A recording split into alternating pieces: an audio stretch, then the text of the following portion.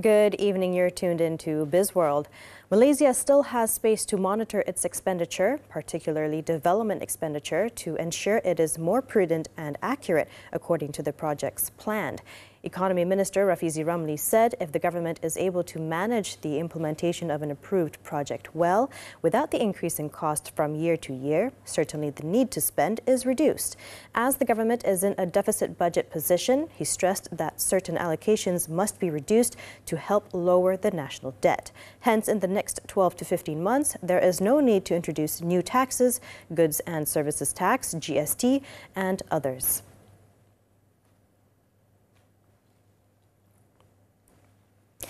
Malaysia's manufacturing sector has shown signs of positive momentum in February, with the seasonally adjusted S&P Global Malaysia Manufacturing Purchasing Managers Index, PMI, rising to 48.4 from 46.5 in January.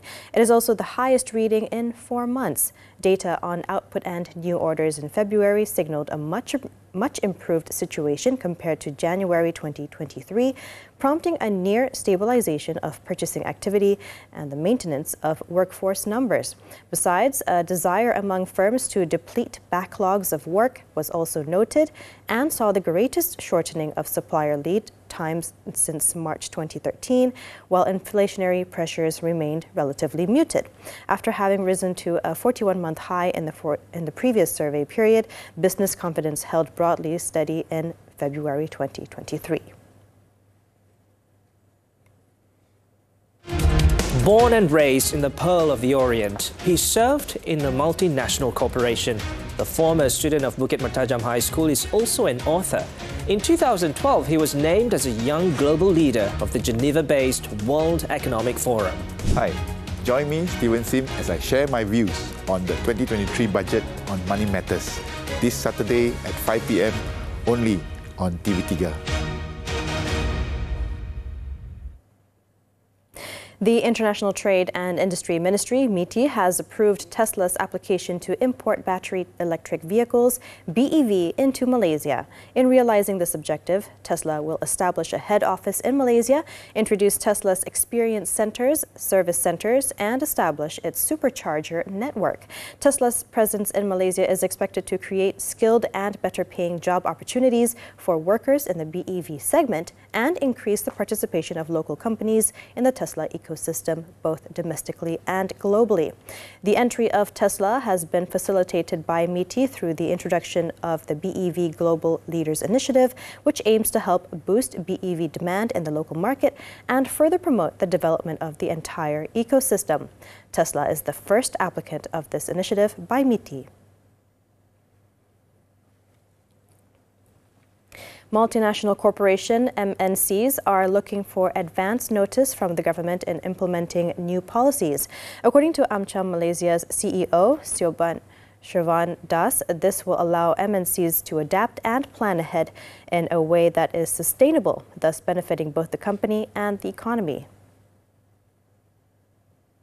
If they are going to be raising electricity tariffs, let's have a discussion about that. How do we do it? How do we plan it in a way that is a sustainable increase for both sides, the country as well as the investors? She was met at the sideline of the MIDF's Automation and Digital Forum. She also stressed that Malaysia's competitors are not just the immediate neighbors of Thailand and Vietnam. The country will have to compete and learn from the likes of Costa Rica and several Eurozone countries with similar populations, which are more advanced in manufacturing and services sectors.